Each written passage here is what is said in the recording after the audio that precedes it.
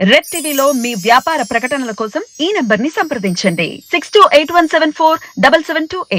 Hi hello నమస్తే, నేను మీ Gopi. Welcome back to Red TV. ఈరోజు మనతో వచ్చేసి జై భారత్ పార్టీ అధికార ప్రతినిధి వినకొండ కోఆర్డినేటర్ చిరంజీవి నాయక్ గారు ఉన్నారు. సార్ నమస్తే. సార్ నమస్తే అండి. జై భారత్ అండి. సార్, ఆంధ్రప్రదేశ్లో ఎలక్షన్స్ అయితే వాడి వేడిగా ఇప్పుడు నడుస్తున్నాయి. ఈ క్రమంలో జై భారత్ పార్టీకి సింబల్ వచ్చిందన్నారు. ఏం సార్ సింబల్, ఏంటి సార్ అది? మా పార్టీకి ఫస్ట్ కామన్ సింబల్ ప్రకటించిన ఎన్నికల సంఘానికి మా ధన్యవాదాలండి. మా పార్టీకి వచ్చేసి ఎన్నికల సంఘంగా ఇచ్చిన సింబల్ ఏంటంటే టార్చ్ లైట్ ఇచ్చారు. టార్చ్ లైట్ వచ్చింది.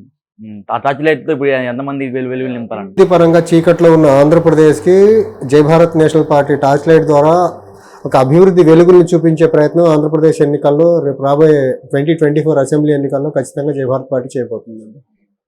అంటే మీరు మొత్తం ఎన్ని సీట్లు పోటీ చేయబోతున్నారు సార్? అంటే ఒకటండి, ఇప్పుడు ఫస్ట్ మేము ఏమనుకున్నామంటే మా పార్టీ ఇండిపెండెంట్గా ఉండి 175 స్థానాలు అనుకున్నాము. ఇప్పుడు ఏపీ యునైటెడ్ ఫ్రంట్ అనేసి ఒకటి లిబరల్ కాంగ్రెస్, జై భారత్ నేషనల్ పార్టీలో ఒక 8 పక్షాలు కలిపి ఒక ఏపీ యునైటెడ్ ఫ్రంట్గా ఏర్పడింది. ఈ ఫ్రంట్ మొత్తం కలిపి 175 స్థానాలు పోటీ చేయబోతున్నాం. అంటే ఒక కూటమిగా ఏర్పడి అంటే ఇప్పుడు ఎట్లాగా ఇప్పుడు జనసేన పార్టీ ఇట్లా టీడీపీ అలా కలిసి పోటీ చేస్తున్నారు అలా?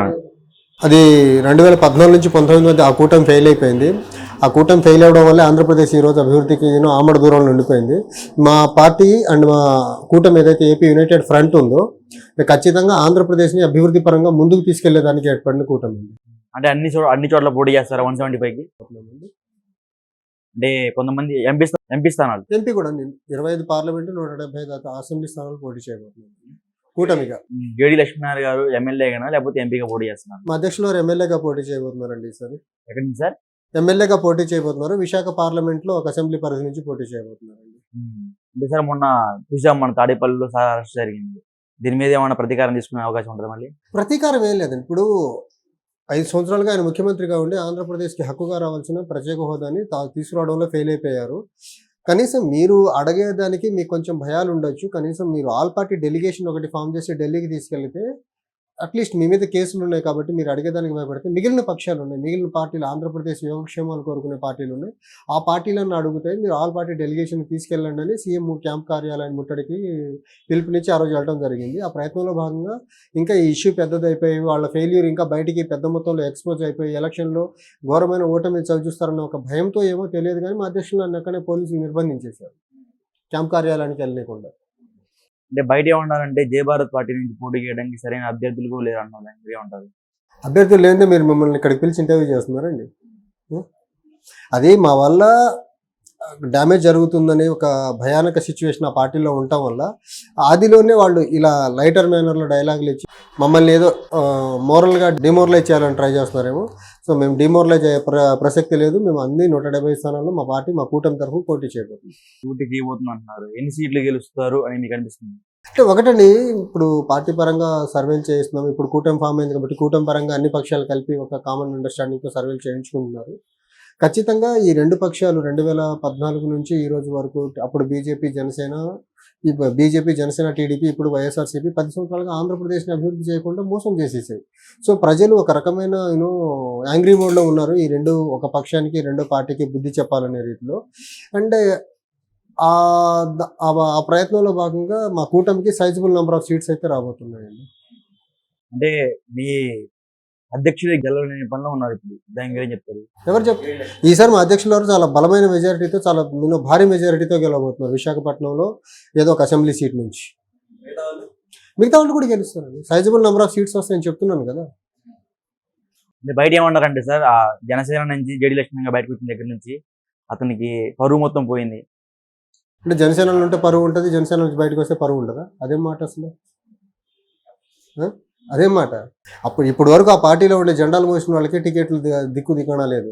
ఫస్ట్ వాళ్ళ పరువు గురించి వాళ్ళు చూసుకోమనండి. మా అధ్యక్షుల పరువు గురించి మాట్లాడేటప్పుడు ఒక రాజకీయ పార్టీ రాజకీయ పందాలు వెళ్ళినప్పుడు ఎలా ఉంటారండి? రాజకీయాలు నిఖర్సైన రాజకీయాలు చేయాలనుకునే వాళ్ళు ఆ పార్టీలు ఎలా ఉంటారు?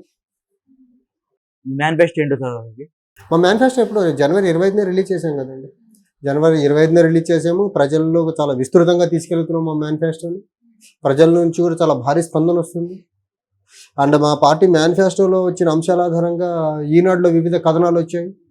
సో మా పార్టీ మేనిఫెస్టో గ్రాండ్ సక్సెస్ ఈ విషయంలో వచ్చేసరికి. అంటే ఇప్పటికీ అన్ని పార్టీలు జాబితా సంబంధించిన క్యాండిడేట్లందరినీ బయట అంటే వాళ్ళు గెలుపు ఓటముల కోసము ఒక డబ్బున్నోళ్ళని తన వందల వేల కోట్లు డబ్బున్నోళ్ళని 100 కోట్లు ఎలక్షన్లో ఖర్చు పెట్టే వాళ్ళని అభ్యర్థులకి ఎన్నిక చేస్తున్నారు. వాళ్ళకి ఈ రోజుకి ఆ కూటమికి కానీ వైసీపీకి కానీ మేనిఫెస్టో లేదు. ఇంకా వాళ్ళు అభ్యర్థుల దగ్గరే సతమతం అవుతున్నారు. ఆ ప్రకటనలో భాగంగా దానికంటే ముందు మేము మేనిఫెస్టోతో ముందు వచ్చాము. రాష్ట్రానికి మేము ఏ విధంగా అభివృద్ధి చేయబోతున్నాము అనే అంశం మీద ఫస్ట్ మా మేనిఫెస్టోతో ముందుకు వచ్చాము. మేనిఫెస్టోతో ప్యారలల్గానే వివిధ అసెంబ్లీలకి కోఆర్డినేటర్స్, పార్లమెంట్కి కోఆర్డినేటర్స్ నియమిస్తూ వస్తున్నారు. సో రెండు ప్యారలల్గా జరుగుతున్నాయి. ఆ పార్టీలు లేకపోతే ఆ కూటమి లెక్క ఓన్లీ మేము అభ్యర్థుల్ని ప్రకటించే కార్యక్రమంలోనే ఆగిపోలా. అభ్యర్థుల్ని ప్రకటిస్తున్నాం, అట్ ద సేమ్ టైం మా మేనిఫెస్టోతో ప్రజల్లో కూడా వెళ్ళిపోతున్నాం మేము. సో రెండు సైమల్టేనియస్గా ప్యారలల్గా జరుగుతున్నాయి. పార్టీ అనుకోకుండా అధికారంలోకి వస్తే అనుకోకుండా ఏంటి? అనుకునే అధికారంలోకి వస్తాం, అనుకోకుండా రావడం ఏంటి? పెద్ద పెద్ద కూటమి అవతలు ఉన్నాయి కదా సార్ మీరు చెప్పేది. ఇప్పుడు వాళ్ళకి బలం ఉన్నప్పుడు ఇప్పుడు మావి చిన్న పార్టీలు కూటమి అండి. అంత పెద్ద బలము లేకపోతే అంత ఎక్స్పీరియన్స్ లేకపోతే అంత గ్లామర్ ఉన్న పార్టీలకు పొత్తులు ఎందుకండి? వాళ్ళకి ప్రజాదరణ లేదు, మాకు ప్రజాదరణ ఉంది. వాళ్ళకి ప్రజల మద్దతు లేదు, మాకు ప్రజల మద్దతు ఉంది.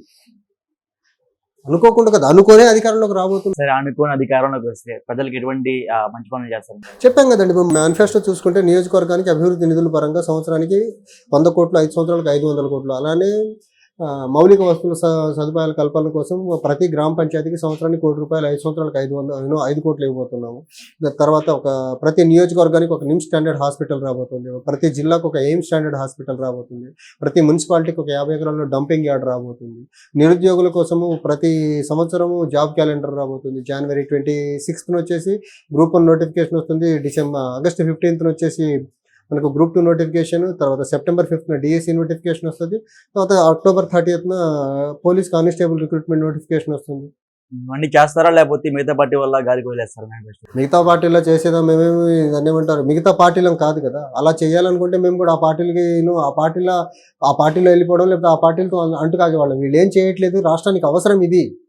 రాష్ట్రానికి ఫ్రీ బీస్ కాదు, విచ్చలవిడిగా డబ్బులు పంచడం కాదు, ఇప్పుడు ఎలక్షన్లు వచ్చేటప్పుడు ప్రలోభాలతో ఎన్నికలు గెలవడం కాదు.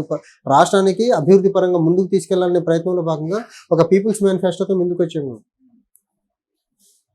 అంటే ఒకటండి, ఇప్పుడు పార్టీ పరంగా సర్వేలు చేస్తున్నాం. ఇప్పుడు కూటమి ఫామ్ అయింది కాబట్టి కూటమి పరంగా అన్ని పక్షాలు కలిపి ఒక కామన్ అండర్స్టాండింగ్తో సర్వేలు చేయించుకుంటున్నారు. ఖచ్చితంగా ఈ రెండు పక్షాలు 2014 నుంచి ఈ రోజు వరకు, అప్పుడు బీజేపీ జనసేన టీడీపీ, ఇప్పుడు వైఎస్ఆర్సీపీ 10 సంవత్సరాలుగా ఆంధ్రప్రదేశ్ని అభివృద్ధి చేయకుండా మోసం చేసేసాయి. సో ప్రజలు ఒక రకమైన యాంగ్రీ మోడ్లో ఉన్నారు. ఈ రెండు, ఒక పక్షానికి రెండో పార్టీకి బుద్ధి చెప్పాలనే రీతిలో. అంటే ఆ ప్రయత్నంలో భాగంగా మా కూటమికి సైజబుల్ నెంబర్ ఆఫ్ సీట్స్ అయితే రాబోతున్నాయండి. అంటే మీ అధ్యక్షుడు గెలవలేని పనిలో ఉన్నారు ఇప్పుడు, దాని గురించి చెప్తారు? ఎవరు చెప్తారు? ఈసారి మా అధ్యక్షుల వారు చాలా బలమైన మెజారిటీతో, చాలా భారీ మెజారిటీతో గెలవబోతున్నారు. విశాఖపట్నంలో ఏదో ఒక అసెంబ్లీ సీట్ నుంచి. మిగతా వాళ్ళు కూడా గెలుస్తారండి. సైజబుల్ నెంబర్ ఆఫ్ సీట్స్ వస్తాయని చెప్తున్నాను కదా. బయట ఏమన్నారంటే సార్, ఆ జనసేన నుంచి జడి లక్ష్మణ్ బయటకు వచ్చిన దగ్గర నుంచి అతనికి పరువు మొత్తం పోయింది. అంటే జనసేనలో ఉంటే పరువు ఉంటుంది, జనసేన నుంచి బయటకు వస్తే పరువు ఉండదా? అదేం మాట అసలు? అదేం మాట?